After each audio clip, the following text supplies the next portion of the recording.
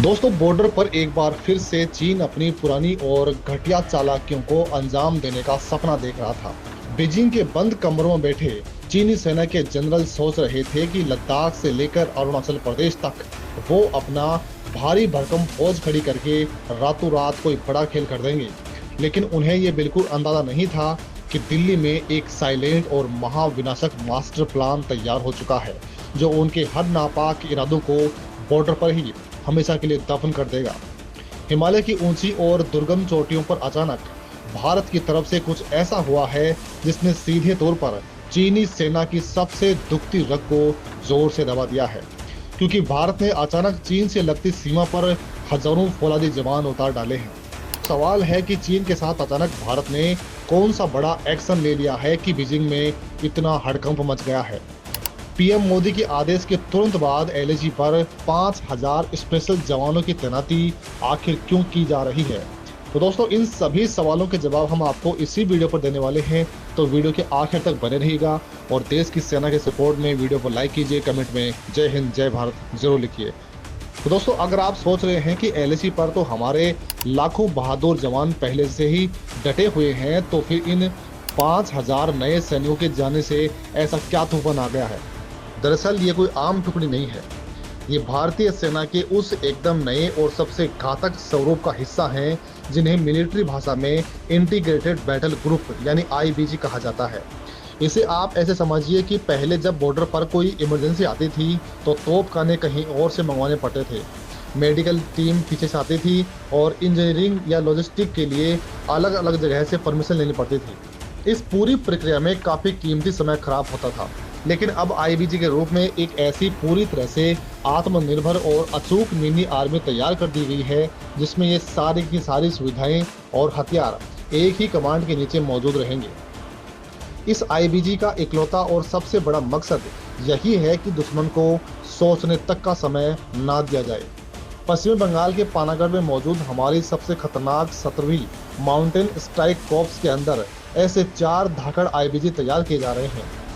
सबसे अधिक चौंकाने वाली बात यह है कि सेना पहले इन्हें सितंबर के महीने में एक्टिव करने वाली थी, लेकिन अचानक हाई लेवल मीटिंग के बाद इसे तुरंत प्रभाव से 1 जुलाई से ही ऑपरेशनल कर दिया गया है। ये अचानक बदली हुई तारीख ही इस बात का सबसे बड़ा सबूत है कि बॉर्डर पर हमारी तैयारियां अब डिफेंसिव नहीं हैं, बल्कि पूरी तरह से अग्रेसिव और प्रोएक्टिव हो चुकी हैं। हर एक आईबीजी में 5000 से अधिक सुपर ट्रेंड कमांडो और जवान होंगे, जो किसी भी मुश्किल से मुश्किल हालात में दुश्मन का पूरा बेस तबाह करने की असीमित ताकत रखते हैं। चीन पिछले कई सालों से अपनी सेना को एडवांस बनाने के नाम पर कंबाइंड आर्म्ड ब्रिगेड यानी CAB का खूब दिखावा कर रहा था। ड्रैगन को लगता था कि उसकी ये छोटी और मॉडर्न यूनिट पहाड़ों पर बहुत तेजी से मूव कर सकती है और भारतीय सेना के भारी भरकम डिवीजन को पीछे छोड़ सकती है। लेकिन अब हमारी सेना ने आईबीजी को उतारकर ड्रैगन के उस घमंड को चकनाचूर कर दिया है। हमारा आईबीजी मॉडल चीन के उसी CAB रणनीति का सबसे करारा और मुंह तोड़ जवाब है। हमारे इन 5000 जवानों की टुकड़ी को किसी भी दुर्गम पहाड़ी चोटी या गहरी खाई वाले इलाके में पलक झपकते ही शिफ्ट कर सकते हैं। अगर एलएसी पर रातों रात कोई भी तनाव बढ़ता है तो ये स्पेशल फोर्स पहले के मुकाबले कई गुना अधिक तेजी से मोर्चा संभालेगी और दुश्मन को संभालने का एक भी मौका नहीं जाने देंगी। चीन को अब अपनी पूरी की पूरी बॉर्डर पॉलिसी दोबारा लिखनी पड़ेगी। आईबीजी की कमान एक मेजर जनरल स्तर के अनुभवी अधिकारी के हाथ में होगी, जो सीधे तौर पर फ्रंट लाइन से फैसले लेंगे। इन 5000 जवानों के साथ सिर्फ पैदल सेना ही नहीं होगी, बल्कि उनके ठीक पीछे भारी तोपखाने, एडवांस एयर डिफेंस सिस्टम और तुरंत एक्शन लेने वाली आधुनिक आर्म्ड गाड़ियां होंगी। दुश्मन का कोई भी ड्रोन या हेलीकॉप्टर अगर आसमान में दिखता है तो उसे वहीं राख कर दिया जाएगा। ये जवान न सिर्फ हमारे इलाकों को सुरक्षित रखेंगे, बल्कि अगर ऑर्डर मिला तो ये दुश्मन की सीमा के अंदर घुसकर उनके कमांड सेंटर्स को भी पूरी तरह से नेस्तनाबूद कर सकते हैं। ये एक ऐसा लचीला और हाईटेक स्ट्रक्चर है जो भविष्य के किसी भी सीमित या बड़े युद्ध की पूरी दिशा को अकेले ही पलट सकते हैं। इस महाप्लानिंग को और भी अधिक घातक बनाने के लिए आईबीजी के साथ साथ एक अलग फायर सपोर्ट ग्रुप भी मैदान में उतारा जा रहा है। इस सपोर्ट ग्रुप के पास लंबी दूरी तक मार करने वाली दिव्यास्त्र बैटरियां और सबसे आधुनिक तोपखाने मौजूद होंगे।